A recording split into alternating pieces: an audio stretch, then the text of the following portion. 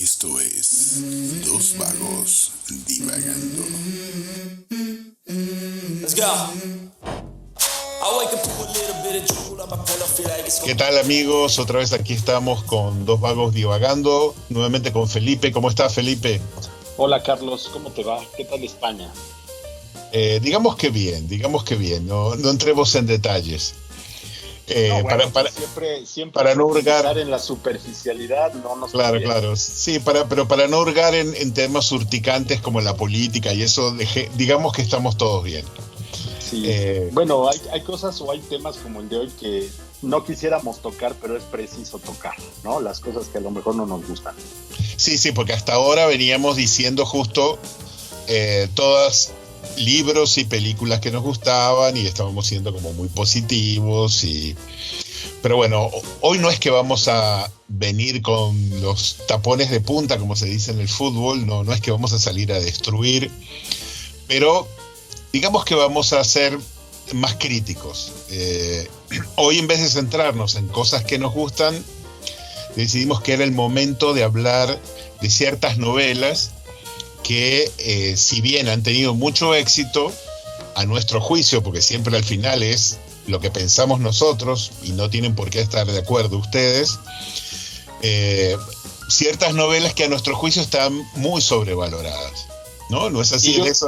Yo creo que es importante recordarles que si estamos equivocados o podemos a partir de esto abrir una conversación, pues nos sigan en las redes sociales, nos sigan en YouTube, comenten.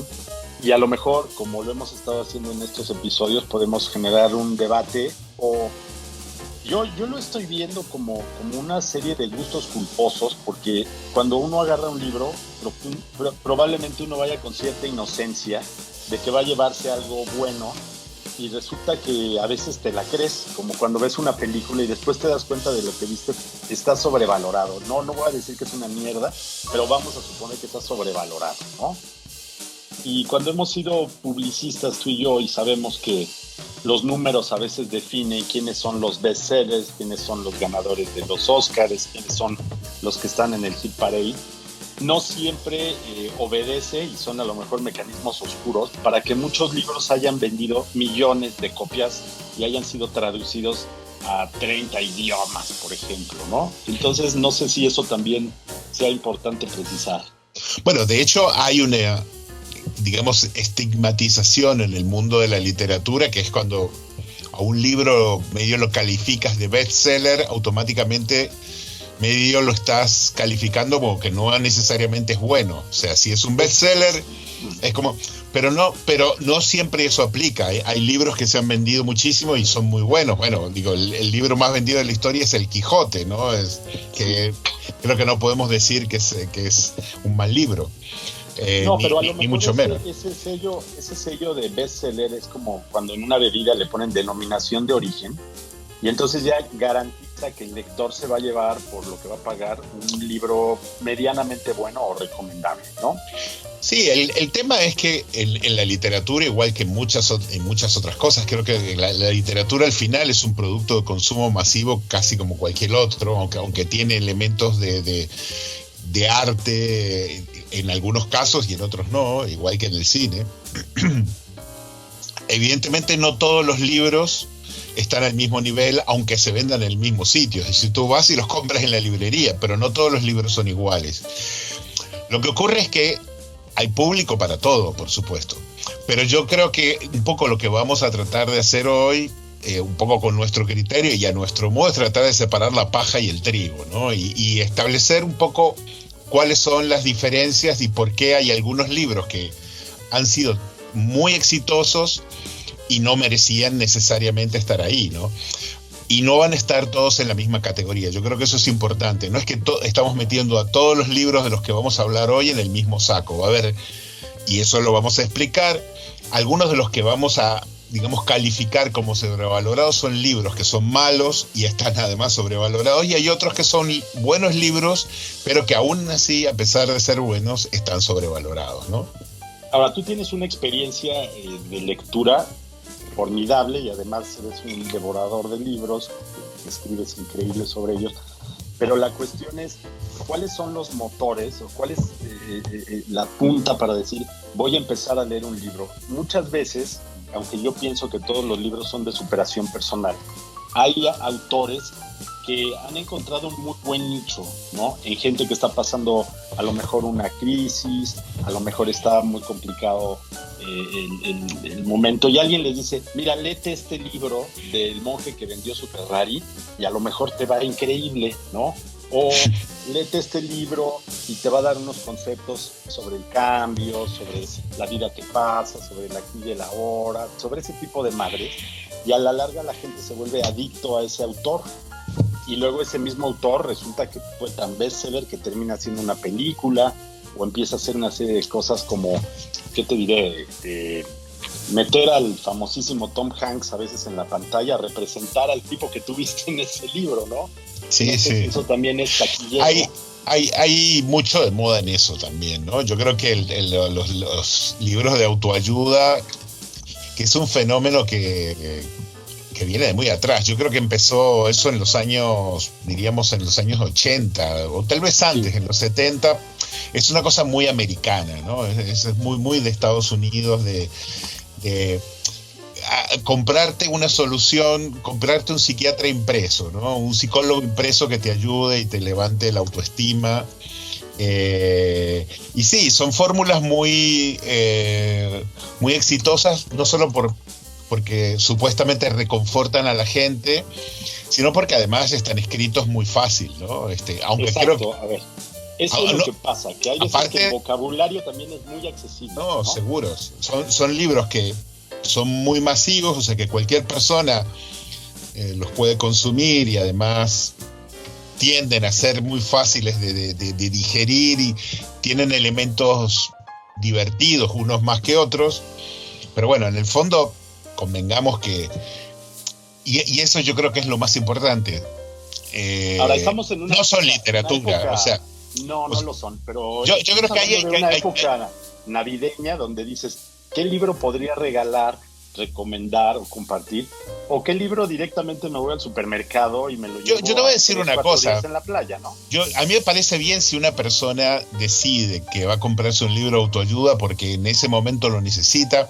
Yo creo que la diferencia está, y creo que ahí es donde está el punto, en que eso es como una categoría. O sea, si la gente entiende que eso no es literatura, yo no tengo problema con eso. El problema está en que se suele comparar, ¿no?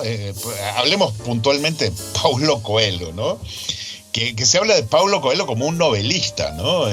Para empezar, ajá. Bueno, y que es un autor, a ver, para mí Paulo Coelho claramente no es un novelista, es un escritor de autoayuda que recicla historias motivacionales. Recicla hasta nombres, ¿no? Bueno, sí. Por ahí tiene uno que se llama El Aleph.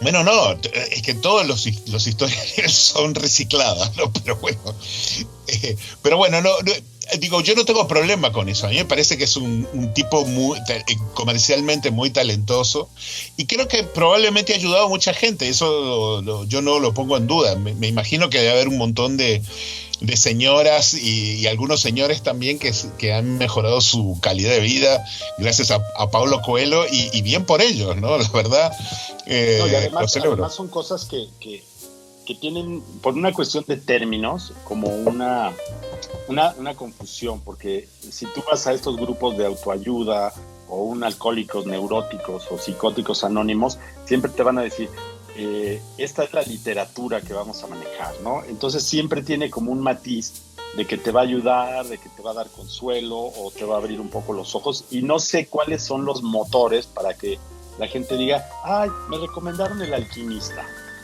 Claro, sí, igual yo dudo que en esos sitios te recomiendan un libro de Paulo Coelho, o sea, me sorprendería mucho, ¿no? Pero bueno, yo creo que es más... Paulo Coelho, y hay en un paquete inmenso una serie, ahorita hablaremos de Paulo Coelho, pero al final meten en ese paquete a todos los que se van subiendo, ¿no? Entonces ahí hay un Jorge Bucay, hay un Joe Dispenza, hay un Eckhart Tolle, hay gente que dice, claro, estos libros me salvaron. Yo te voy a decir, ¿no? A mí me parece que hay igual una línea de diferencia. Viste que hay libros de autoayuda que son más como de eficiencia empresarial y algunos de coaching, que son como más técnicos, ¿no? De los 29 pasos para hacer eso. Yo creo que hay una diferencia.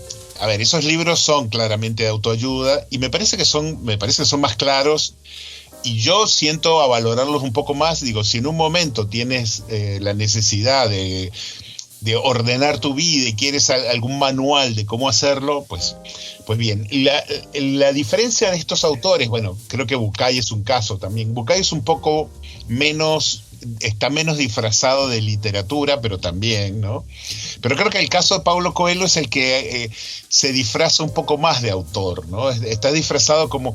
Él te mete como una cápsula de autoayuda adentro de una historia, de una alegoría que por lo general, bueno, y el tipo además no tiene ningún escrúpulo en reconocerlo, que se la copió de algún lado, ¿no? Seguro. De hecho, él cuenta que El alquimista creo que lo escribió en 2 semanas, algo así. Hay libros que se escriben en 3 noches y hay cosas y no son precisamente Tomás Moro. Entonces son chingado, ¿de dónde te salieron tanta sabiduría, no? Pero es que ahí a mí lo que me parece más fascinante es que, bueno, evidentemente van dirigidos a un público masivo que quiere algo muy fácil, que es como el fast food de la literatura, ¿no? Sí. Es como irte a un McDonald's porque tienes hambre y bueno, la diferencia es que tú piensas si piensas que fuiste a un restaurante gourmet, pues ahí estás en un problema, ¿no? Es lo mismo, o sea, si una señora o un señor piensan que después de leerse El alquimista acaban de leer una obra literaria magna, pues están en problemas. Pero bueno, es que... Y yo creo que muchos desembocan en los famosos memes, ¿no? Si tú buscas citas o frases de Paulo Coelho, te encuentras fragmentos de... Ahora, te voy a decir que hay fragmentos de su propio libro o de repente fragmentos de un libro de las meditaciones de Marco Aurelio. Entonces, chinga, ¿por qué nadie se enteró de que esto ya estaba escrito hace miles de años, no? Claro, bueno, es que, fíjate, El alquimista, al final, y eso yo creo que es lo más interesante, es una historia que él obtiene de un cuento de las 1001 noches. Él le agarra un cuento de las 1001 noches, pero es que ni siquiera lo saca de las 1001 noches. Eso es lo que me parece más genial. Él se lo copia del que se lo copió, que es Borges.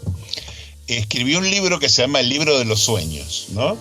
Que el libro de los sueños es un libro donde él hace referencias a montones de cuentos e historias de la literatura universal que se basan en sueños. Ya cuando Borges estaba muy grande, que bueno, tenía como 25, 30 años que no veía, o sea, estaba completamente ciego y les dictaba las cosas a María Kodama, él lo que hacía era cosas más elementales. Pero, digamos, él lo que hace es agarra un montón de sueños que están en distintas historias de la literatura, entre los cuales está el cuento al que me voy a referir, que está en las 1001 noches, que creo que es de un autor persa que se llamaba Rumi.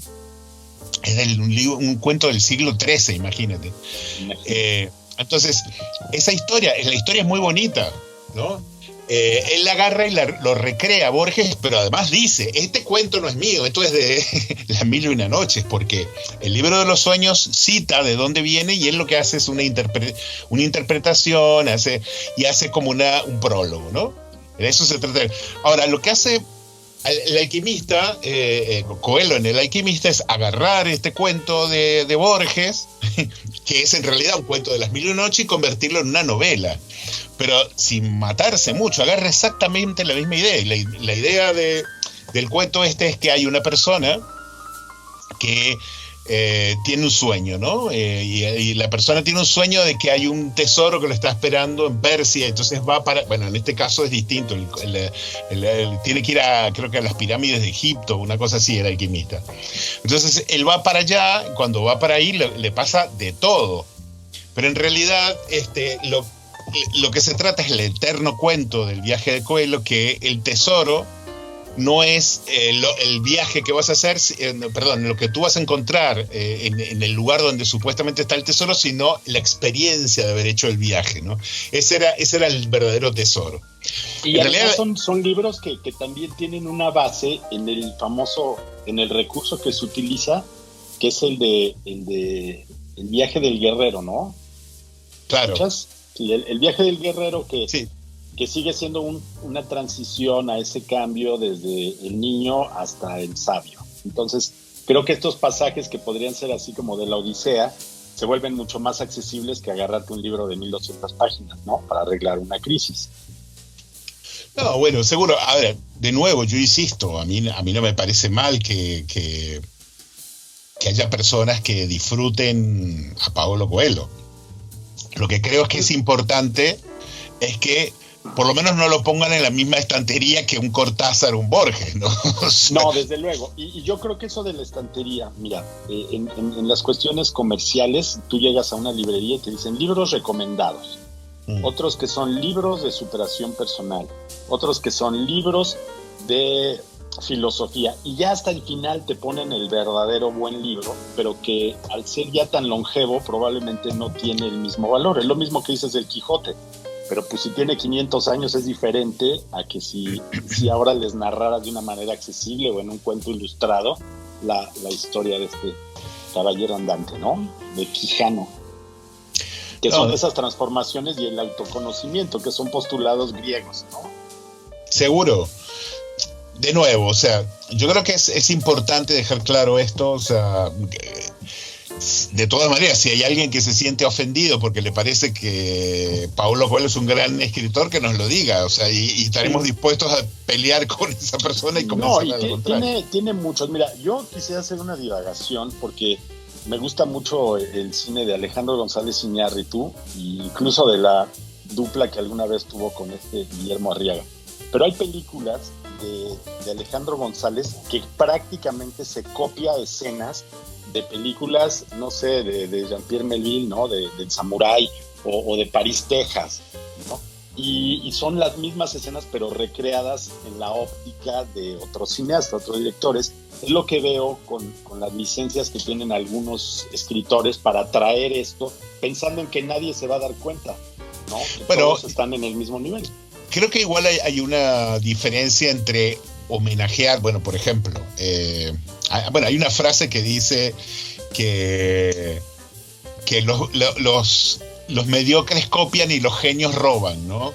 Sí, el chiste es saber, y no sé si fue de Picasso, el chiste es saber qué tan chingón eres para robar, o sea, a quién le robas, ¿no? Porque si le robas el primero a ¿cómo se llamaba? Richard Bach.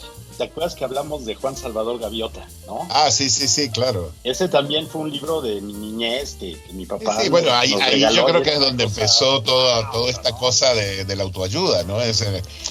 Después hubo un montón más, pero ese fue un libro emblemático de esa época. Era como el Paulo Coelho de la época, ¿no? Sí, y por ahí hay otro que también dejan de investigar, pero... Hay una película que se llama La Cabaña. No sé si esa no la tengo. Hablar de, ¿no? Entonces no, es así no como tengo. De estos libros que son pues, ¿cómo te diré?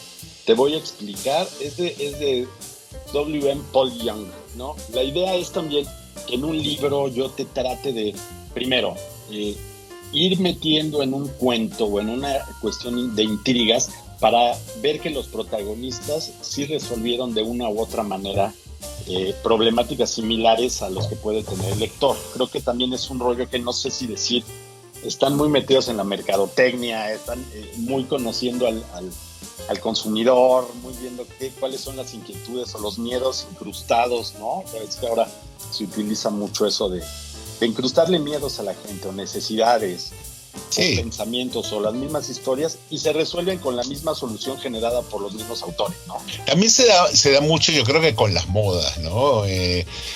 Creo que en ese momento esa cosa media de que mezclaba la poesía con la cosa mística fue lo que estaba de moda, y por eso Juan Salvador Gaviota medio fue un éxito. Después creo que cuando apareció Paulo Coelho era como estaba de moda todo lo New Age y había un montón de tonterías que circulaban. ¿Te acuerdas que estaba de moda Deepak Chopra, Osho y todas esas cosas? Que va a venir a México este fin de semana Deepak Chopra, sigue todavía ahí petaleando.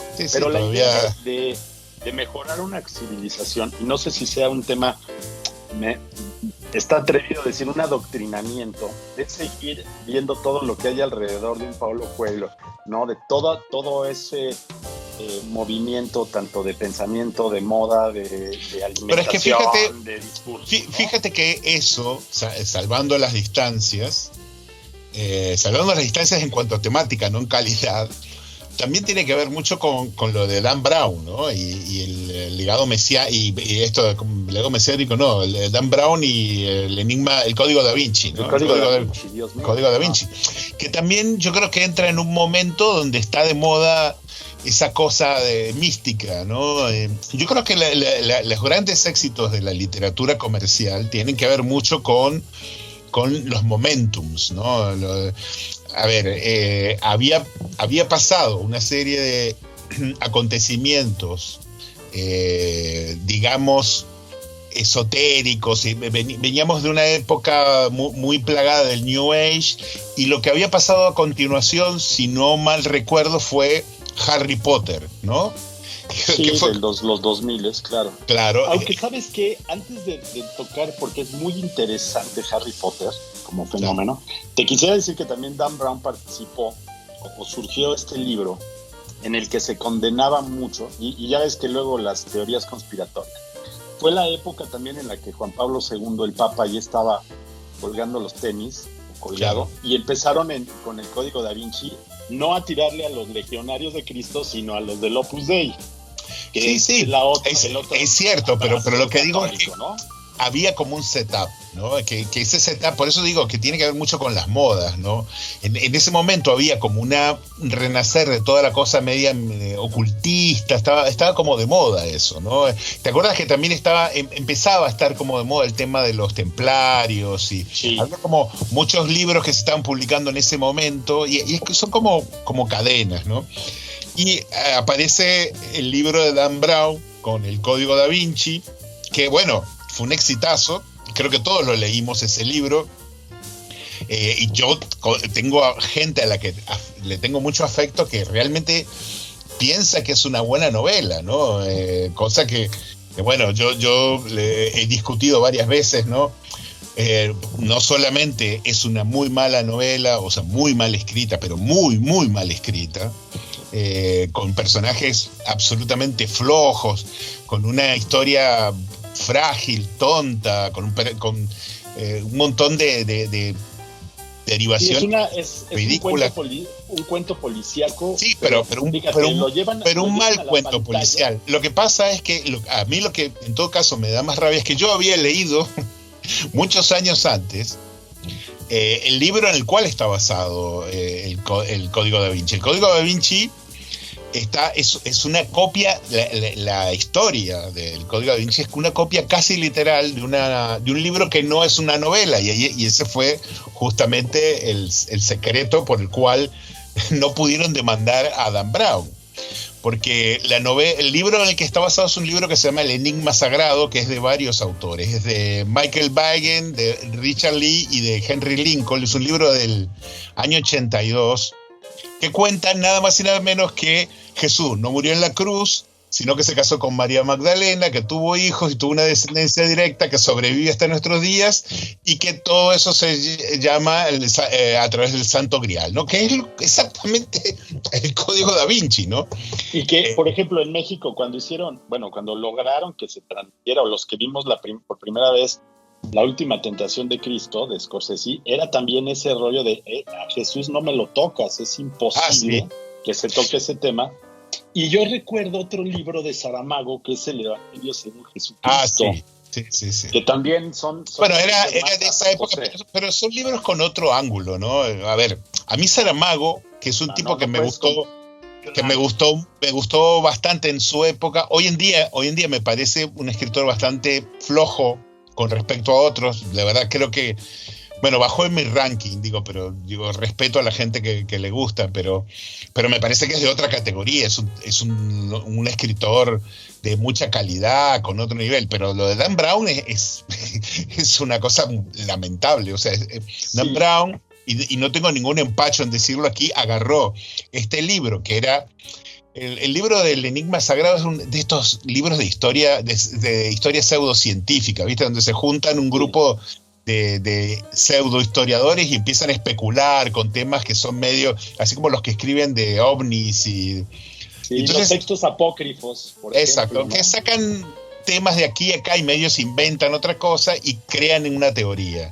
Entonces, ahora, ¿qué pasa cuando tú esto que es claramente plagiado por gente que tú sabes, como tú ya leíste, ya sabes de dónde salió? ¿Qué pasa cuando se diluye y se va a la película?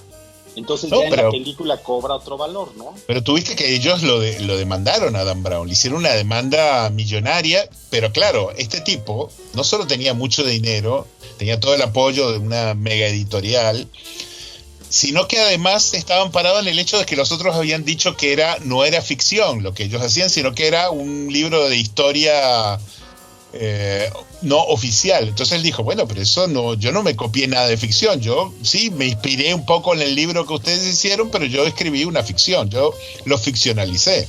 Entonces les desarmó el juicio, pero bueno, la verdad es que el libro de Dan Brown y todos los demás que hizo después con la seguidilla con este personaje de Langdon son realmente patéticos, ¿no? Y bueno, creo que y los temas sensibles, porque tarde o temprano, cuando estás con temas de New Age, es muy fácil descalificar cualquier otro tipo de doctrina, ¿no? Entonces, era un libro que cayó en un terreno muy fértil para ser un bestseller, para que sea bueno. Te voy a decir, la historia del libro del Enigma Sagrado, puedes no estar de acuerdo, ¿no?, con toda esa teoría de que Jesús no murió en la cruz y que se casó con María Magdalena y que se fueron a Francia y todo, y que son el origen de la sangre real de los reyes de Francia y toda esa cosa. Puedes no estar de acuerdo, pero digamos que es una teoría interesante. El libro es El Enigma Sagrado, escrito como una visión pseudohistórica, está bien escrito, a diferencia del de Dan Brown, porque no pretende ser una novela. Entonces, ahora, volviendo al tema de Guillermo Arriaga, aquí en una otra divagación, él dice claramente, hay que saber contar historias. Cuando tú eres un escritor, y ya tocaremos ese tema, cuando tú eres un buen escritor tienes que escribir, tienes que vivir, tienes que leer y no profundizar demasiado, porque en el momento en que quieres dar un postulado, ahí es donde la cagas, ¿no? Ahí es donde empiezan las especulaciones, las equivocaciones, cuando se vuelve pseudocientífico, y lo que puede ser una cuestión de entretenimiento o de conocimiento para abrir un poco el horizonte, se convierte en una farsa, ¿no? Pero yo creo que ahí depende de cada escritor. Yo creo que hay escritores más profundos, menos profundos. El asunto es que seas bueno o no. O sea, hay escritores que dan... que utilizan su novela y te meten una cátedra o te meten una historia dentro de la historia. Bueno, ¿te acuerdas que hablamos y analizamos Fortuna, que tiene 4 novelas dentro de la misma novela? O sea, hay maneras de hacerlo y depende de la calidad del escritor y de lo que pretenda y de su estilo. Yo creo que eso es muy variable. El asunto que marca la diferencia, me da la sensación, es que el tipo sepa escribir o no. Ahora, la cuestión... A mi criterio, Dan Brown no sabe escribir. No, señor. Ahora, pero bueno. me lleva al mismo tema, y sé que algunos me dirán que payaso, pero en el tema del cine, cuando el cine lo ves como un entretenimiento, que para mí no debería de ser entretenimiento, porque para eso está la televisión, el libro tampoco debería ser siempre de otra cosa que de entretenimiento. Ya hay millones de turistas en las playas que son gringos o la gente que está tomando algunos días de descanso y se lleva estos libros de Daniel Steele o se lleva estos libros que son novela de amor o que son cuentos para entretenerte, no. Pero es que yo ahí un mensaje, ¿no? Sigo discrepando contigo, porque te voy a decir, a mí, por ejemplo, yo busco entretenimiento en la literatura. Lo que pasa es que lo que a mí me entretiene no entretiene a otras personas, ¿entiendes? Exactamente. A mí los libros de Daniel Steele definitivamente no me entretienen. O sea, tampoco no, desde luego. Por eso, a mí no me entretienen. ¿No? A mí no me entretienen los de Dan Brown, pero sí me entretienen cosas que para otras personas no son entretenidas, ¿entiendes? Entonces, yo creo que es un tema muy relativo. Para mí, la función fundamental de todas estas cosas es un espacio de ocio. El ocio siempre está ahí, o sea, es una cosa que te hace, digamos, te desconecta de tu realidad y te hace vivir otra realidad, te hace vivir un espacio de fantasía, y a través de esa fantasía te genera cosas más interesantes. Ahora, puedes hacerlo a través de una elaboración más profunda o de una cosa muy plana o mala, ¿no? Entonces, claro, yo creo que no es un problema de que sea entretenimiento o no entretenimiento. A mí me parece que el problema es la calidad, claramente. No, y la cuestión decía Bioy Casares que en un libro encuentras una aventura y la otra aventura es la vida misma. Creo que también es todo lo que hay alrededor. Imagínate que a lo mejor Cervantes no pensaba escribir o Shakespeare no esperaban escribir y dejar en el tiempo un legado de sabiduría o de punto de vista, pero ellos a lo mejor nada más querían contar un cuento. A lo mejor en el cuento, en la es que al final hay algo más. Ahí está, o sea, al final un escritor es una persona, un cineasta, un dramaturgo, es una persona que quiere contar una historia y la hace a través de ciertas herramientas que él dispone. Y si tiene más talento, la hará más interesante y con más elaborada, y si tiene más pretensiones, la hará más rocambolesca. Ahora, yo creo que ahí lo que estamos aquí discutiendo es si ciertas obras merecían la repercusión que tuvieron o no, y yo creo que ahí es un territorio muy subjetivo. Creo que coincidimos en algunas. Bueno, tú me habías dicho, por ejemplo, que a ti te parecía sobrevalorado 100 años de soledad, por ejemplo. Mira, no sobrevalorado, sino hipervalorado. Es decir, un libro que tiene, mira, es más o menos lo mismo. Un libro de lo que se habló, escribió y se considera, y que no estoy seguro de que todo mundo lo haya leído. No, y de seguro. que se ha escrito tanto, y de que le cambian el nombre, y de que tuvo tanto manoseo.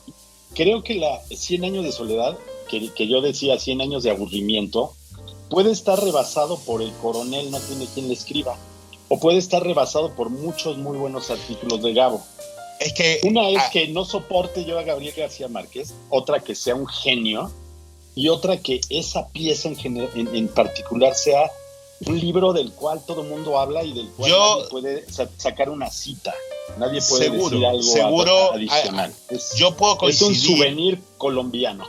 Yo puedo coincidir, por ejemplo, a mí en lo personal me gusta más El Coronel no tiene quien le escriba, que me parece literariamente superior a 100 años de soledad. Lo cual no hace que 100 años de soledad no sea una gran novela. A mí me parece que es una grandísima novela, pero también hay que entender que los libros son medio, salvo raras excepciones, tienen mucho que ver con sus tiempos, ¿no? Y me parece que A 100 años de soledad es un libro que lo ha maltratado un poco el tiempo, ¿no? ¿Por qué? La ayudadita que le dio el boom, tomando otro de los factores. No, bueno, pero fue, ¿no? Pongámoslo al revés, digo, porque yo creo que el García Márquez fue el que más empujó el boom también, ¿no? O sea, 100 años de soledad fue el libro más importante del boom. Es que, de nuevo, a mí me parece que es un libro que es tan cliché en su estilo, ¿no? Pero no cliché, me refiero a que sea cliché como lo escribió García Márquez, sino que fue como el setup de eso que se llamó el realismo mágico. Y se convirtió en algo tan empalagoso. A mí lo que me parece es que hoy en día el realismo mágico es una cosa tan empalagosa, tan pegajosa, tan edulcorada, que es un poco pesada de leer, porque además es cierto que él se le fue un poco la mano en seguir con eso durante mucho. Digo, a mí me parece que 100 años de soledad está en la medida justa, pero él después siguió con lo mismo, con ese mismo estilo en sus cuentos, lo utilizó en el libro que hizo después, que fue una fórmula, ¿no? Claro, de hecho el libro que hizo después, que es un libro que él lo hizo mucho más ambicioso, que es El otoño del patriarca, es como ya el hipérbole del realismo mágico, ¿no? Y se hace de una densidad, pero no de una densidad porque sea un libro demandante, sino porque es ya tan empalagoso que te resulta desagradable, ¿no? Entonces... Sí, ¿qué es lo que pasa con libros que, si se me permite la expresión, es un libro souvenir, es un libro más folclore, es un libro más buscando esa identidad de una Colombia que tenía que llegar a otros lugares, pero ¿no? Yo sí quiero hacer una salvedad de que en lo que a mí respecta, o sea, 100 años de soledad fue un libro parteaguas, y creo que, si bien yo creo que es un libro que cuesta leer hoy en día, porque la gente hoy en día está mucho más apegada al realismo y a un montón de cosas, y digamos que esa visión un poco infantil que te plantea 100 años de soledad puede ser que te moleste, pero si tú logras pasar ese sesgo inicial, es un novelón, porque es la historia de una familia, una historia terrible de una familia que durante 100 años en un pueblo de Colombia donde pasa de todo, y que no solo aplica a Colombia, yo creo que aplica a la historia de América Latina en general, o sea, es relevante para México, para Argentina, para Perú, y bueno, por eso es que tuvo tanto éxito, por algo es un libro que se vendió como pan caliente, ¿no? Entonces, pero es cierto que hoy en día es muy difícil juzgar esos libros. Yo creo que hay libros que han evolucionado mejor a través de los años, ¿no? Me parece que, por ejemplo, los libros que escribió Vargas Llosa en esos años eran mejores. No que eran mejores. Que los creo de que ahora. Ajá. Son más atemporales que los de García Márquez. Por ejemplo, bueno, García Márquez publicó 100 años de soledad en el año 67, ¿no? A mí, por ejemplo, hay un libro que publicó Vargas Llosa en el año 66, que es Conversación en la Catedral, que me parece que es una obra maravillosa, monumental, y que hoy en día sigue teniendo tanta vigencia desde el punto de vista literario como la tuvo en el año 66. Eso es algo que yo creo que no calculó ni Vargas Llosa ni García Márquez. En su momento, 100 años de soledad fue mucho más exitosa, y de hecho es un libro que se ha vendido como 20 veces más que Conversación en la Catedral, pero a eso es lo que voy. Hay momentos en los que, por ejemplo, y aquí divagando, el caso de Juan Rulfo, por ejemplo, ¿no? Uh-huh. Escribe por ahí Pedro Páramo, y empieza la gente a decir, ay, escríbase otro libro, ¿no? Haz de cuenta que está Felipe o está Charlie en Facebook, publican una nota muy contundente, algo que no salió bien, que está bien estudiada, que es relevante, y te dicen, escríbete un libro, Carlos. ¿Cuántas veces te han dicho escríbete un libro? ¿No? Bueno, sí, últimamente me lo han dicho varias veces. Bueno, ¿por qué? Porque tienes una habilidad chingona para escribir, y porque hiciste una cuartilla o dos, la publicaste en Facebook y a alguien tocaste. Eso no significa escríbete un libro. No, por seguro. Lo complejo que es, y porque necesitas un momento, una historia, un presupuesto, y además, bueno, el presupuesto me refiero a un editorial que te esté diciendo, año tienes que sacar 3 libros, me vale madre, ¿no? Me parece, cómo le haces, ¿no? Me parece buenísimo que saques ese punto. ¿Sabes por qué? Porque una de las cosas que yo creo que es importante dejar acá clara es que no pretendemos ser soberbios. O sea, yo creo que cualquier persona que ha logrado publicar un libro es digna de muchísimo mérito. Sea incluso Paulo Coelho. O sea, me quito el sombrero porque el tipo ha vendido miles de toneladas de hojas de papel. Ahora, con sus palabras. De esta mujer, J.K. Rowling, y el tema de Harry Potter, ¿no? Claro. Ya se sintió tan obligada que ya los últimos ya no saben ni por dónde abordar al pinche Harry. Es verdad, bueno, pero ahí yo creo que ahí, a ver ahora qué le pongo, ¿no? Pero ahí la yo creo que me parece increíble. Ahí yo creo que hay una gran diferencia con, por ejemplo, Dan Brown o Paulo Coelho. Lo que pasa desde luego. Lo que pasa es que me da la sensación, yo te digo, me saco el sombrero con J.K. Rowling, me lo saco múltiples veces, además por su historia personal, porque me parece que además es una grandísima escritora. La tipa se focalizó en escribir para niños, pero tiene talento como para escribir y lo ha demostrado. Lo que pasa, muy padre las historias, claro, muy contundente, sabe cómo tocar los motores creó un de los universo, niños. creó un universo maravilloso, increíble, o sea, muy bien atado. O sea, lo que ocurre es que el producto que lanzó fue tan exitoso, a tal nivel, o sea, creo que es difícil dimensionar el nivel de éxito que tuvo es que creo que el negocio la forzó y la misma editorial, estoy seguro, a que planear una cantidad X de libros que no necesariamente se compaginan con la necesidad de la historia. Entonces, ahí pasa eso. Si tú, imagínate que, no sé, tú escribes 100 años de soledad y llegan y te dicen, no, mira, esto es una historia buenísima, tienes que hacerte 10 entregas más de 100 años de soledad 2. Ajá. Bueno, y por que eso. la gente como a Rulfo, La continuación de la familia Buendía, el hijo, el nieto, el bisnieto, ¿entiendes? es como una serie de telenovela mexicana, entonces Exacto. no termina. Y lo que pasó con Juan Rulfo fue que dijo, no voy a escribir. Yo claro, con esto, pero ya ahí, no en llamas la hago, ya no voy a seguir. Ahí tienes un caso también, Juan Rulfo creo que era el otro extremo, ¿no? Juan Rulfo era el extremo de una persona, yo creo que extremadamente tímida, una persona además de un nivel de ética impresionante, y que además él lo que tenía que decir ya lo dijo, él no tenía interés de ser un escritor exitoso, y era otra época también, ¿no? Era otra época, él era antes de todo el mundo del boom literario. Yo creo que en esa época era muy diferente. Bueno, te pongo el caso también de Borges, que estaba ciego y todo, pero a él le ofrecieron escribir montones de cosas, incluso cuando estaba ciego, porque tenía gente que lo ayudaba, pero él nunca quiso escribir una novela, ¿no? O sea, pudo hacer montones de cosas y aún así publicó muchos libros que ya a lo último creo que no estaba en su nivel de calidad, pero es un tipo que se fue sin escribir nunca una novela, que de hecho hay mucha gente que no lo sabe, ¿no? Claro. Y hay momentos en los que también hay que respetar al autor, así como dices, este es muy respetable porque tuvo el valor de publicar. No es fácil decir. A mí me han preguntado, oye, ¿cuánto te tardas en hacer una crónica de un libro?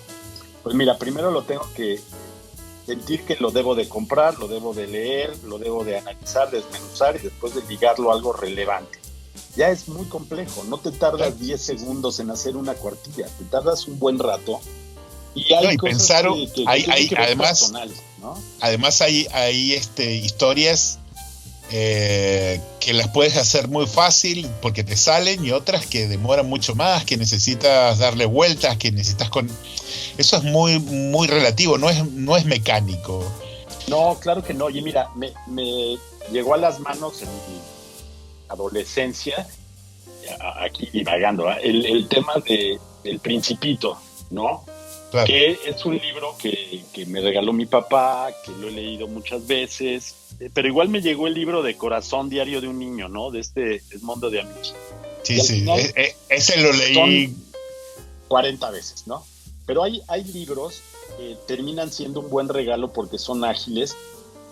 No sé si todos deberían de cargar con esa carga de moralina, de que en el momento era la moda, en la manera de escribir, de narrar. También hay una evolución en la manera de escribir. Entonces, hay libros que siguen siendo muy valiosos y no lo considero desde luego sobrevaluado, El Principito, pero es un libro que de repente le empezó a gustar a la gente en el 2000, ¿no? Claro. No sé si todos los millennials tienen en su librero un pinche Principito. Es que cada tanto yo creo que esos libros se vuelven a poner de moda. El Principito tiene una historia muy bonita que yo creo que conectó con ciertas cosas. Además, creo que cada tanto se reflotan las historias esas. Yo creo, no ha pasado con el de Un Mundo de Amici, no ha pasado, aunque fíjate, una historia que está dentro del Corazón fue muy famosa, que es la de Marco, se hizo dibujitos animados. Digo, pasa eso, ¿no? Se necesita un buen editor, un buen ojo de alguien que te diga, claro, te voy a dar cierta orientación. Si tú logras promocionar bien una de esas historias, la logras reflotar, de repente conecta con una moda, con una tendencia que hay en determinado momento. Yo creo que eso es parte de lo que ha ocurrido. Todos estos fenómenos que hemos hablado están conectados. Digo, lo de Harry Potter, yo creo que, y está conectado con este otro que íbamos a hablar, que quiero hablar ahora.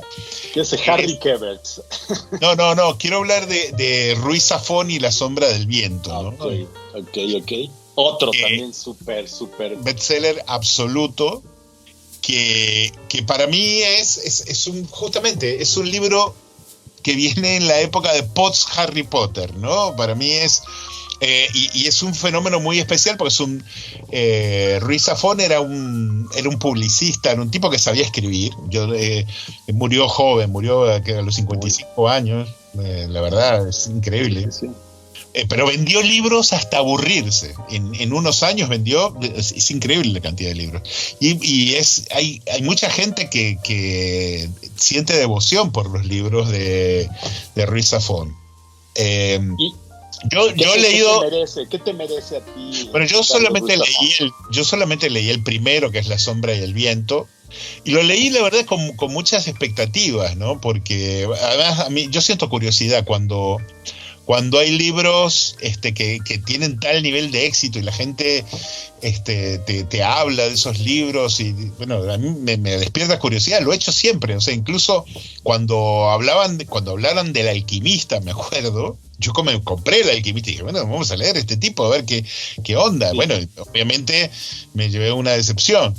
El caso de Ruiz Zafón, creo que hay una diferencia notable. No es Paulo Coelho y ni tampoco es Dan Brown. Es un tipo que sabe escribir. Ruiz Zafón es un tipo que escribe bien.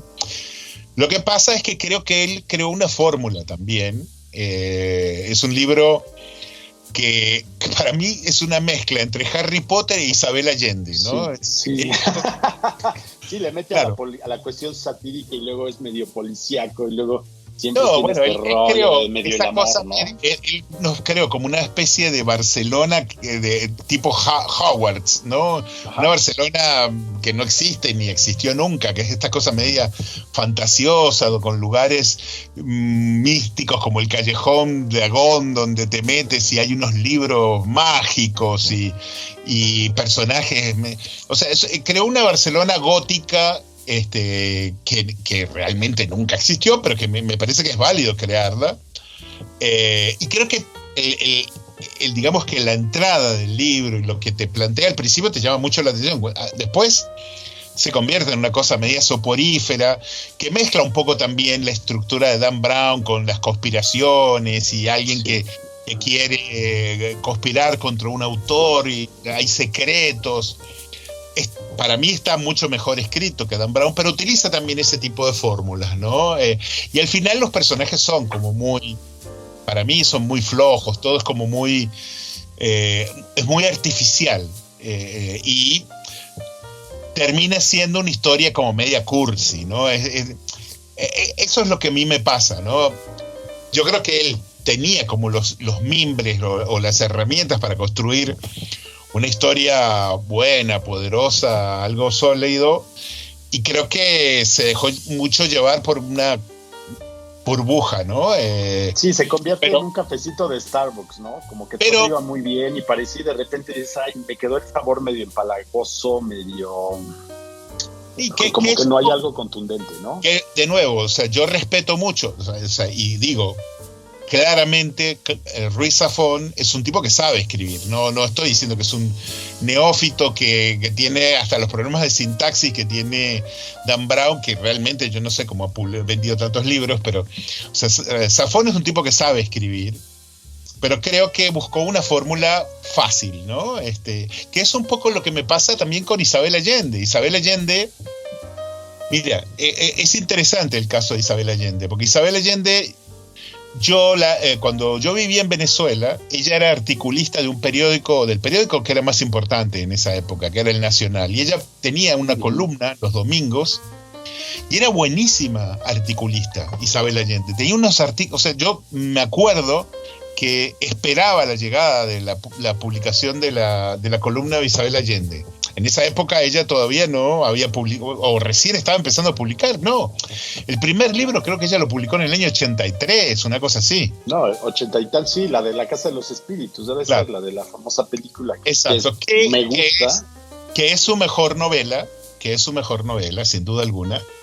Pero, de nuevo, ahí hay, o sea, no digo que sea una mala novela. O sea, quiero ser claro en esto. No digo que sea una mala novela. En ese momento estaba de moda, porque García Márquez había tenido en 100 años de soledad un éxito durísimo, apoteósico.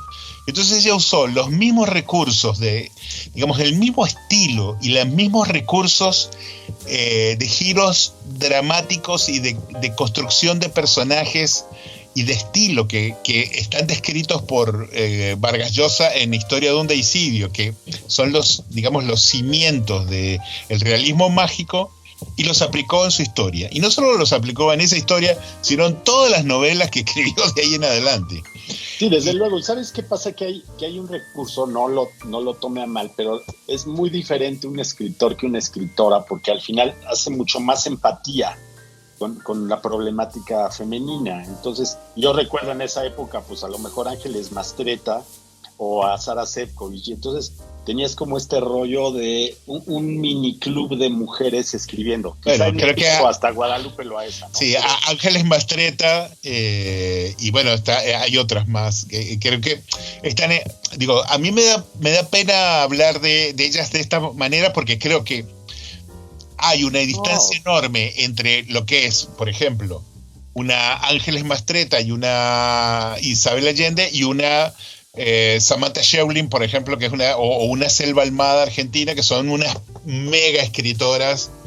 Entonces me parece que no es justo, ¿entiendes? Porque no creo que sea un tema de que sean mujeres o no. Creo que hoy en día... Pero es la accesibilidad. No, por eso. El tipo de mujeres, ¿no? No, lo que creo es que hoy en día hay una cosa que es clara, y yo creo que esto no es una opinión, sino un dato.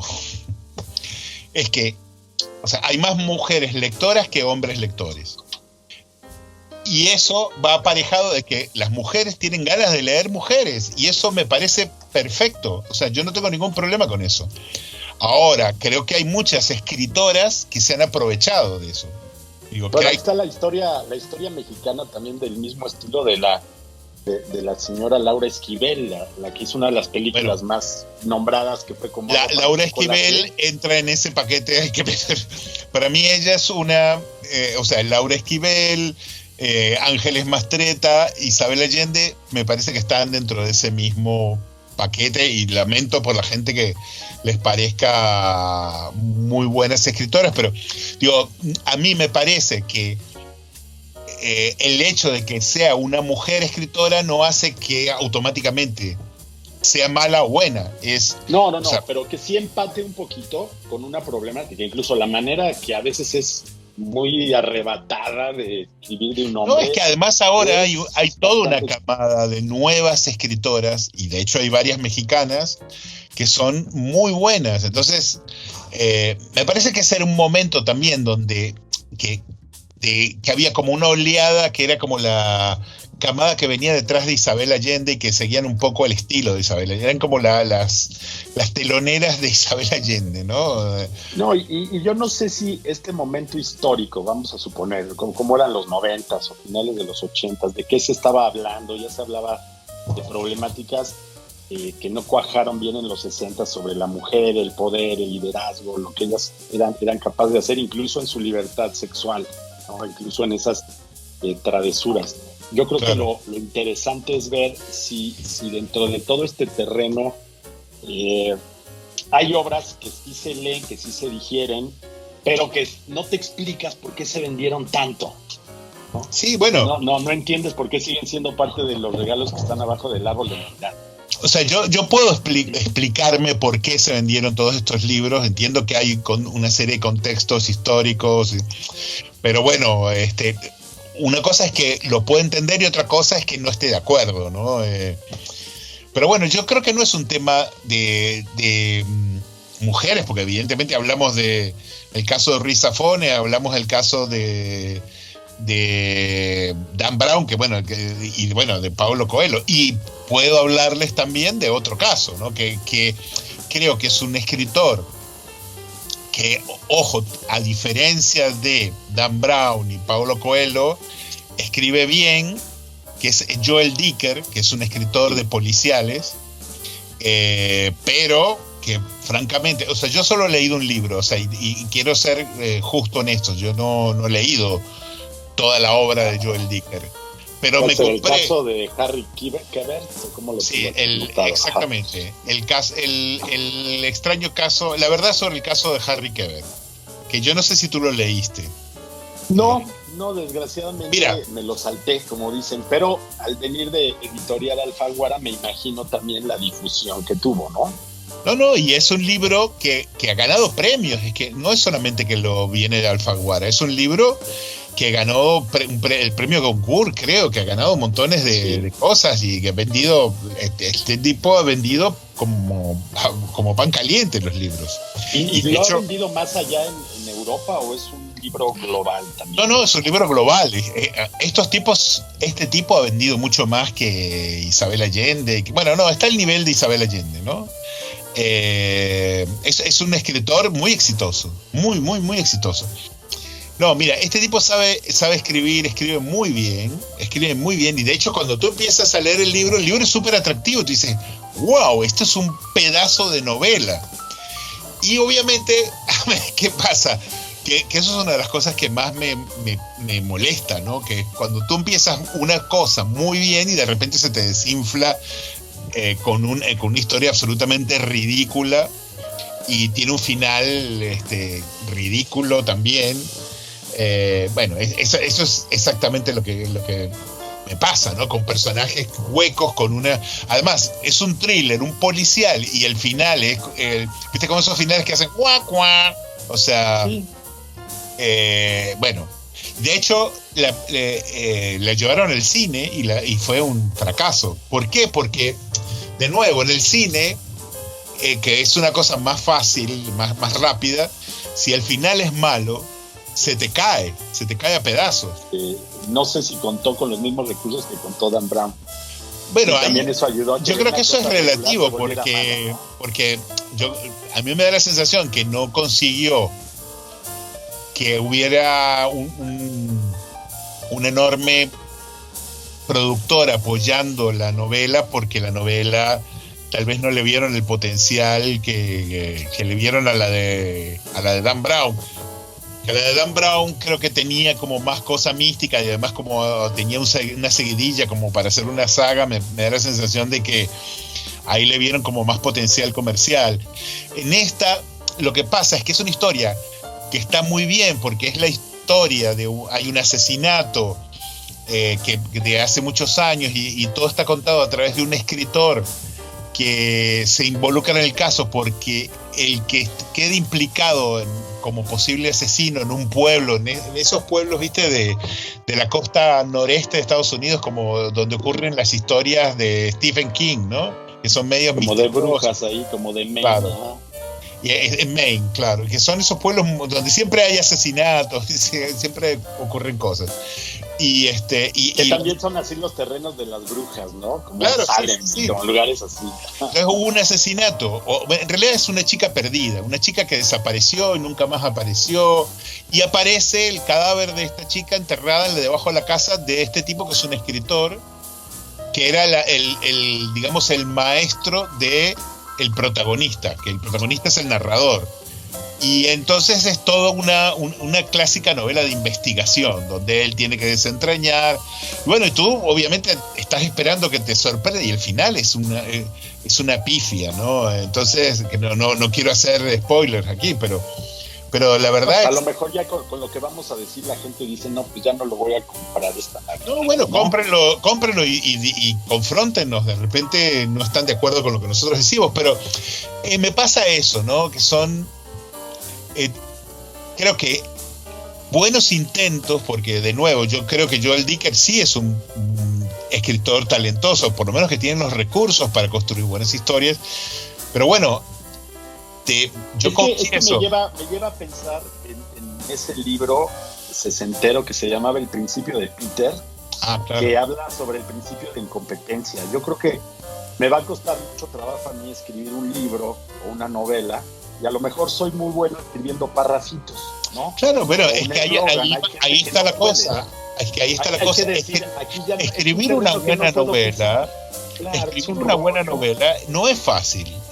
Y te digo más, un thriller, una novela policial, que tiene que tener todo un mecanismo que funcione atrás y que esté justificado y que esté totalmente aceitado, es muy difícil. Una buena, o sea, después puedes escribir la cantidad de basuras que se escriben usualmente, pero yo no sé si esta gente participa así como en las series de televisión o estos programas tipo Jerry Seinfeld, donde participan 25 escritores, ¿no? O uno soprano, donde hay mucha gente detrás. Sí. Bueno, porque pero es una que sola no te da la vida para hacer. De hecho, se dijo en algún momento en la prepa, nos decían que los libros de Homero pues no eran propiamente de él, sino que eran de muchas personas. Pero eso se decía también de Stephen King, ¿no? Y todos que tenían equipo. Lo que ocurre es que en las series, sobre todo, pasa que necesitas equipos para armar los diálogos, y hay tipos que desarrollan un personaje, por ejemplo, que te digan, bueno, yo voy a trabajar este personaje, voy a trabajar esta trama, porque viste que las series tienen como 5 tramas, 6 tramas. Sí. Entonces son como equipos, duplas creativas. Tienes una dupla trabajando en una trama, otra en otra, y después cuando tienen plots distintos se reúnen y los confrontan. Y es debe de haber además, y debe de haber un aparato de gente atrás entendiendo la conducta de cada persona. Toda la historia, sí. Pero bueno, es otra cosa. Una novela es todavía, afortunadamente, salvo excepciones, es un trabajo más artesanal, ¿no? Yo bueno, por lo menos quiero creerlo. Mira, fíjate que hay una cosa que me pasó. Tú sabes que llevo mucho tiempo corriendo y me gusta el deporte de carreras de larga distancia. Y entonces estuve buscando libros que tuvieran que ver con el correr, pero que fueran un poco más motivacionales. Y llegó a mis manos un libro que se llama ¿De qué hablo cuando hablo de correr? Y este libro es de otro autor que se llama Murakami. Claro. No sé qué opinión te merezca Murakami, yo ahorita lo puedo lapidar, pero a lo mejor es más consecuente y más conciliador. A ver. No, mire, yo te soy honesto, solo tuve una experiencia con Murakami y no, como dicen los ingleses, it's not my cup of tea, ¿no? Es que no es, o sea, no. A ver, a mí me pasa algo yo solo leí este libro que se llama 1Q84, que la verdad me pareció un exceso de petulancia. O sea, me parece que es un tipo que, como sabe escribir, pero a diferencia de que el caso de Joel Dicker me parece que es un tipo que está muy centrado en lo que es escribir sus historias policiales, escribirá bien mal, creo que al final no las termina de escribir lo bueno que deberían ser. Pero en el caso de Murakami es un tipo que se cree Borges, ¿no? O sea, sí. Es una mezcla muy consecuente. Una cosa es lo que él cree, viste, que además es el eterno candidato al Nobel. A mí me parece que es de estos personajes que ha logrado ser una celebridad en Japón, ¿no? Que creo que hay gente que la gente paga para ir a verlo. Es una cosa media estrafalaria. Bueno, pero viste que Japón es un país muy particular, ¿no? Pero por ejemplo, él siempre, como dicen en México, él siempre va a ser como el Cruz Azul, el eterno semifinalista, ¿no? El que llegó a... Pero quién sabe, mira. No va a ganar. ¿Quién sabe? No lo sé. Mira, el Nobel, mira, yo te soy honesto, a mí el Nobel me merece el respeto de, no sé, de la Champions League, ¿no? O sea, sí. Me parece que es tan honesto como eso. O sea, no le tengo, la verdad, ninguna fe. Me parece que han premiado a gente muy mediocre y que han dejado fuera gente muy brillante, pero bueno. No, o sea que a mí el Nobel, la verdad, no me parece que es una medida de nada, digo, pero Es como un Y homenaje a la trayectoria de una persona, ¿no? Porque Yo estás creo que hablando tiene- de una persona... Sí, pero además tiene muchos sesgos políticos, tiene sesgos de muchas cosas. A mí lo que, en todo caso, dejando de lado lo del Nobel, que se lo pueden dar o no se lo pueden dar, me da igual. Yo no tengo como la cantidad de lecturas como para juzgar a Murakami, pero me da un poco esa sensación que es mucho más bluff que otra cosa, que es un tipo que escribe cosas como muy etéreas y personajes medios místicos y todos como historias muy No, y místicas. todas son depresivas y son suicidas y son como emo y son medio millennial y son medio... Mira, a mí me gusta, por ejemplo, Yukio Mishima. He leído un par y es un joven, bueno, fue un joven, ¿verdad? Que en época... Un joven hace como 50 años. Sí, no, o sea, un joven, bueno, cuando escribía y escribe esta parte, por ejemplo, La Máscara, y te das cuenta de cómo en la época de la guerra tenía que esconder la homosexualidad y cómo se sentía en la adolescencia atraído por muchas cosas, ¿no? Los cuerpos de los hombres, pero luego no entendía esa sensación. Porque además los japoneses tienen una cultura rarísima que no identifica si es machista, controladora o melancólica o suicida. O todas Todos a la los vez. libros ajá, y entonces Mishima me parece increíble, ¿no? De repente he leído algún artículo más que libros de Kensaburo Oe, pero no es Japón lo mío, la verdad no estoy tan clavado ahí. Lo que me pasa con Murakami es esa sensación medio millennial de identificar una generación que no ve un futuro alentador, sobre todo en la cuestión del consumo. Esas historias que a mí me apantallaban en los 80s de que los japoneses eran tan exigentes que si no conseguían buenas calificaciones se suicidaban, o todo ese índice suicida de los japoneses. Y creo que machó muy bien en un momento pues pandémico a lo mejor. Y tienes Tokyo Blues, por ejemplo, que es como un super bestseller, donde toda la historia está basada en una canción de los Beatles llamada In Oregon Woods, y donde están diciéndote, ay, pobrecito, pobrecito, pobrecito. Eso me caga, es como el empalague, Claro. pero también del güey que se queja toda la obra, ¿no? Como Yo que todo es te muy digo, lastimero. lo que yo leí es esta obra que me pareció, la de UQ84, que me pareció muy pretenciosa, pero viste estas historias que El nombre ya te lo dice todo. que ¿no? pareciera Ya. que te están contando la epopeya histórica de Japón a través de unos personajes Ajá. místicos y muy místicos, todo muy místico, ¿no? Y al final, Y todos muy la verdad, solitarios. yo con una sabiduría honesto de soy. ermita. A ver, viste que el primer libro estaban 2 tomos, que además era infumable. La verdad sufrí mucho para terminar eso. Y después venía un tercer tomo que tenías que comprarte la parte que no lo leí, te soy honesto. Pero la verdad no lo disfruté y yo soy de la idea de que si no disfrutas un libro, basta. No. O sea, no es lo mío Murakami. Me pareció que es un escritor que a mí no me aportó absolutamente nada, pero respeto que hay gente que le puede... O sea, a mí sí me parece un escritor sobrevalorado, claramente. Pero bueno, eso es un tema muy personal. Yo creo que la literatura es personal. Y seguramente habrá montones de personas que dirán que los escritores que nosotros hemos recomendado son sobrevalorados, ¿no? Bueno, de hecho, viste que hubo personas que comentaron que el libro de Arriaga estaba sobrevalorado. Hubo varias Sí. personas. Y son apreciaciones porque a lo mejor no es, y te lo confieso, para mí no es el mejor libro de Arriaga, el de Extrañas, pero es Seguro. un libro que está proponiéndote algo, que te está Yo- diciendo, ya conté cómo Yo escribías, ahora yo voy vi a eso. escribir A mí me pareció muy interesante que él abordara esa cosa y eso es lo que lo que argumenté a esta persona que nos dijo que le parecía que era un libro muy sobrevalorado. Pero bueno, de nuevo, yo creo que es válido porque la sobrevaloración o la valoración per se es una cosa absolutamente subjetiva. Esto es lo que Felipe y yo pensamos y de hecho no coincidimos en todo, ¿no? Pero, por ejemplo, el caso de Arriaga, te voy a decir, si él escribe 4 o 5 libros y después hace 3 películas que son súper fuertes, taquilleras y de renombre, en ese momento volteó la editorial y empezó a meterlo más a cuestión mediática. O sea, de todo el esfuerzo que había hecho él como escritor, después de 25 años dijeron, no, si eres bueno, Guillermo, sí te vamos a promover, a invitar, a patrocinar, a hacer.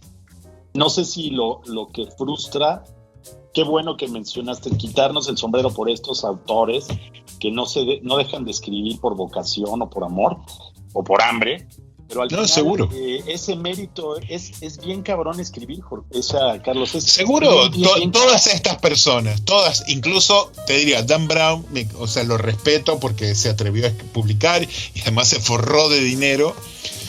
Lo que pasa es que el que respete el hecho de que él haya publicado, haya logrado hacer eso, no significa que yo tenga que admirar su trabajo, ¿no? O sea, yo respeto a él, al señor Dan Brown porque publicó, respeto a la señora Isabel Allende, a todos los respeto, y los respeto porque han publicado y yo no he publicado ninguna novela. Y los respeto. Y tú vas a pagar 20 euros por un trabajo que a lo mejor les llevó años, ¿no? Claro, por eso. Es muy cruel decir, no, pues me gustó, no me gustó. Pues. Por eso, pero más allá de eso, yo tengo que ser honesto y decir que algunos me parecen que no merecen el lugar que han ocupado y ya está. Y bueno, a ti te pasa lo mismo, así como puede ser que no coincidamos en algunas historias, y yo creo que eso es válido. Y bueno, y digo, creo que dejamos el espacio abierto para decir que ahora, creo que en la próxima tendríamos que rescatar lo contrario, es decir, claro, novelas y libros de cuentos que han experimentado lo opuesto, es decir, que siendo obras buenas no han sido lo suficientemente reconocidas, ¿no? ¿No te parece? Sí, algunos que están aparte dentro de un sistema donde te los van haciendo de lado, ¿no? Algún privilegio por destino, por suerte, por lo que sea, y un día viendo la trayectoria. En algunos casos yo creo que el factor suerte influye, hay muchas razones. Es tan difícil, de verdad, es tan difícil triunfar en el mundo del hacer contenido. Si tú te preguntas, nosotros de repente somos un par de tontos hablando en cámara, ¿no? Podemos decir tonterías, pero de repente decimos cosas más interesantes que otro canal que tiene miles y miles de seguidores, pero eso, digo, no hace que ellos sean peores o mejores que nosotros. Simplemente hay distintos factores. De repente lo que ellos hacen es más interesante para su público, lo nuestro es menos interesante. Es muy relativo, o sea, pero ¿Qué libro, antes de que se me olvide, de Stephen King, el de Misery, ¿te acuerdas? Que es la historia de un yo he visto la película que cae ahí. Sí, y el tipo cae, James Caan cae con esta Katie Bates, y ella es la que le está diciendo que escribir, no le gusta ese final, empieza a atormentarlo, y yo creo que el creador está en el paradigma, ¿no? El lector tengo que tratando de...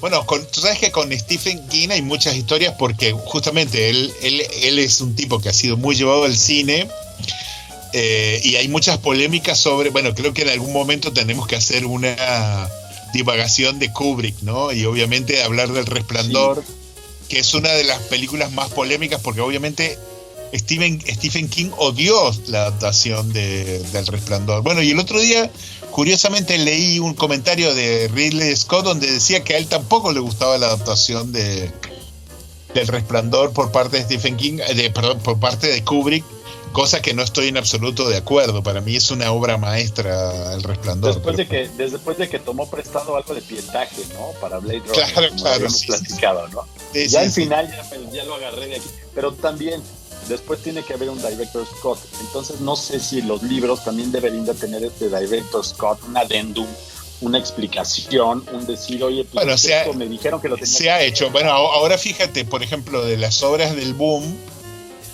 no es que se hace un director cut, pero sí hay versiones mejoradas donde algunos autores han quitado cosas, pero sí hay estas ediciones nuevas donde le agregan como fragmentos eliminados o explicaciones y cosas que son como los clips adicionales que le ponen a las ediciones de colección, ¿viste? O sea, que no sé si también en el momento de traducir un libro también se pierde algo, ¿no? Debe Por de haber supuesto. entre el contexto, entre el valor literario de una Por supuesto, yo para eso ese lo he lenguaje. comprobado leyendo libros en inglés, libros que he leído en español, traducidos al inglés, y me he llevado unas sorpresas impresionantes. El lenguaje, el argot. En algunos casos es más fácil que en otros. Por ejemplo, yo leí 100 años de soledad en inglés y no está mal. Pero, por ejemplo, ¿sabes qué es muy difícil traducir en inglés? Borges, porque Borges... Sí, hasta en español a veces es complicado. No, pero es que no es tan complicado. Lo que pasa es que él usa una adjetivación que es tan maravillosa, Sí.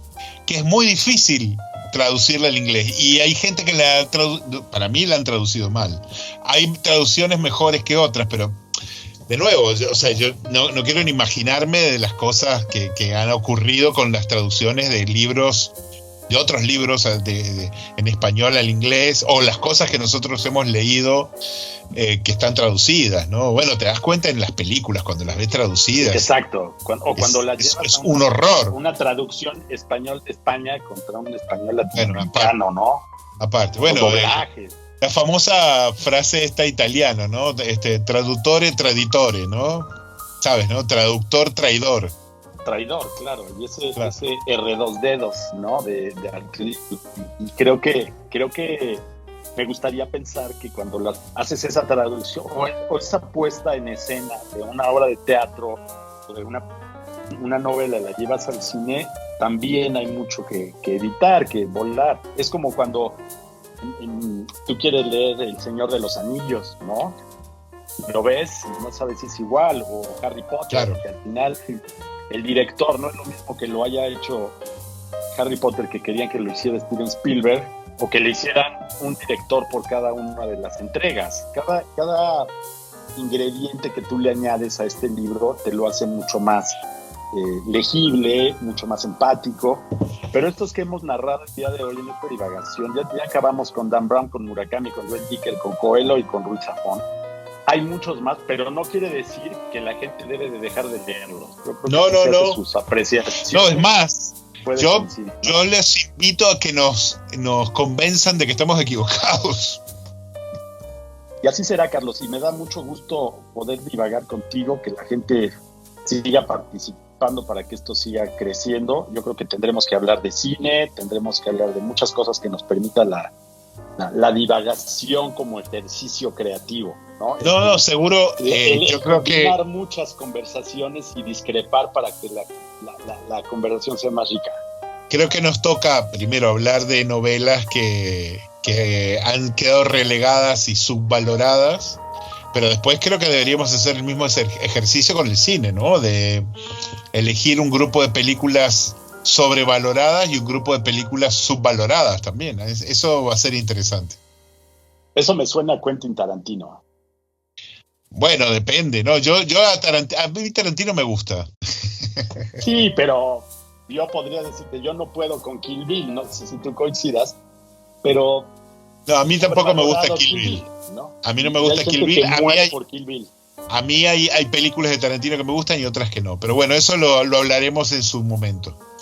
Bueno, Felipe, por haber podido divagar contigo, siempre es un placer. Invitamos a la gente que siga colaborando y muy pronto algunas sorpresas para que no termine sí, ¿no?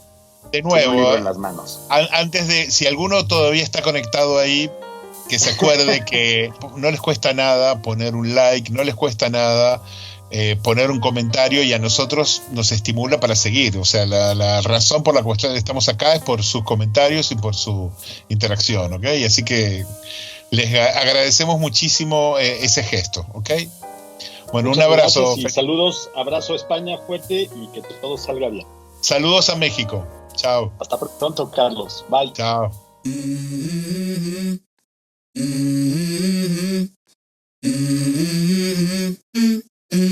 Let's go. I wake up to a little bit of drool on my pillow, feel like it's gonna be a bad day.